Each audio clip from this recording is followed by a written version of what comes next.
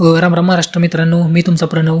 तुम्ही या बाळाचा फोटो पाहिलाच असशीला, पण कधी विचार केला आहात का हा फोटो कुणी घेतला आणि का? तर याचं उत्तर दिले फोटोग्राफर अहमद अल अरी यांनी BBC न्यूजवर बोलताना. तर काय कारण होतं यामागे, चला बघूया. या बाळाचं नाव मोहम्मद जकारिया होतं. हा फोटो मी त्याच्या आईसोबत असताना काढला होता.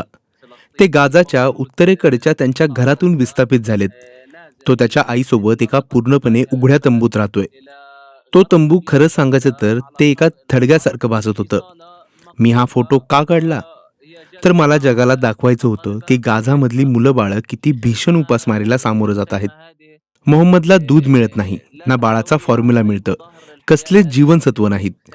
तुम्ही हा फोटो नीट पाहिलात तर लक्षात येईल त्याने पॅम्पर्स ऐवजी प्लॅस्टिकची पिशवी घातली. का? कारण मानवी मदतच नाही, औषधं नाहीत, आणि जी थोडीफार उपलब्ध आहेत त्याचे दर गगनाला भिडलेत. इथल्या कुणालाही ते परवडत नाही. बेबी मोहम्मदचे फोटो काढताना मी थोडा जास्त वेळ घेतला. प्रत्येक शॉट नंतर मला थांबावं लागलं, खोल श्वास घ्यावा लागला, कारण मी पाहत होतो ते दृश्य हृदय पिळवटून टाकणारं होतं.